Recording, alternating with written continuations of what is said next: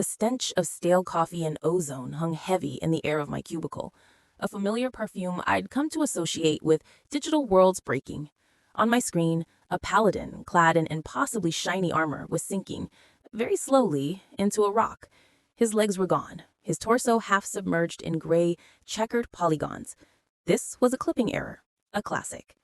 Log entry 734. I dictated into my headset, my voice a monotone drone. Acid collision failure.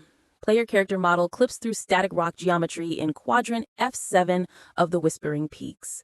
Allows user to see through the world map. Severity, critical. Replication steps. This was my life. 8 to 10 hours a day, 5 days a week, I was Alex, professional reality breaker. I didn't create worlds, I meticulously documented their failures. Texture pop-in, animation loops, non-player characters walking into walls.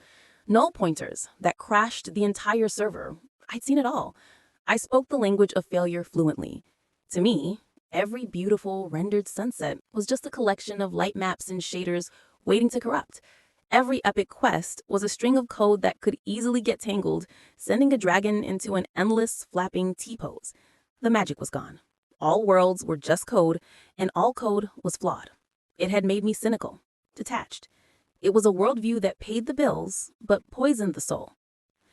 After logging the clipping issue, I spent another hour trying to force a physics-based glitch by stacking 500 cheese wheels on a merchant's head. The game engine groaned, the frame rate dropped to a crawl, and then the whole system crashed to the desktop. Success. I wrote up the report, my fingers flying across the keyboard with the tired apathy of a master. The walk home was my only respite, a time to flush the digital ghosts from my head. The city was a smear of brake lights and neon signs, a cacophony of sirens and distant arguments. It was real, messy, unpredictable, and blessedly uncoded.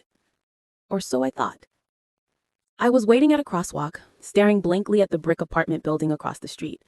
The light was red. The "Don't Walk" sign glowed its angry orange. My mind was a million miles away, somewhere in a fantasy realm filled with buggy trolls. Then, it happened. For one single, heart-stopping second, the world crashed. It wasn't a thought or a daydream. It was a hard, system-level failure. The texture on the brick building across the street, the intricate, grimy, perfectly rendered pattern of mortar and clay, vanished. It didn't blur or fade. It was just gone. In its place was a swirling gray, static-filled void. It was the color of a dead channel, the raw, unrendered nothingness that exists behind every digital wall. Simultaneously, the sound of the city traffic collapsed into a single half-second audio bite that looped with the frantic, mechanical repetition of a scratched CD. Honk, shh, rum, honk, shh, rum, honk, shh, rum. A wave of profound vertigo washed over me. It was a feeling I knew intimately from my job.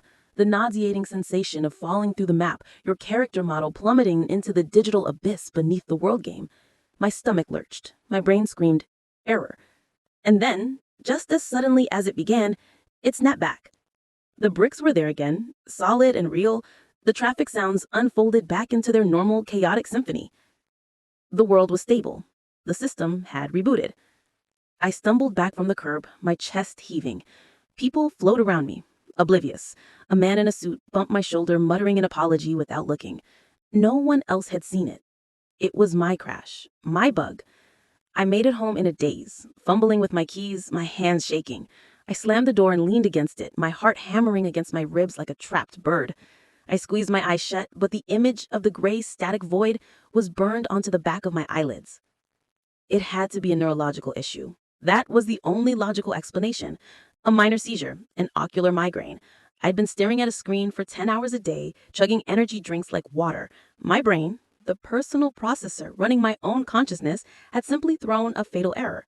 It was a hallucination, a glitch in my own wetware. It had to be. Because if it wasn't, if the world itself had just shown me its source code, then the bug I had just witnessed was infinitely more terrifying than any game crash I had ever logged.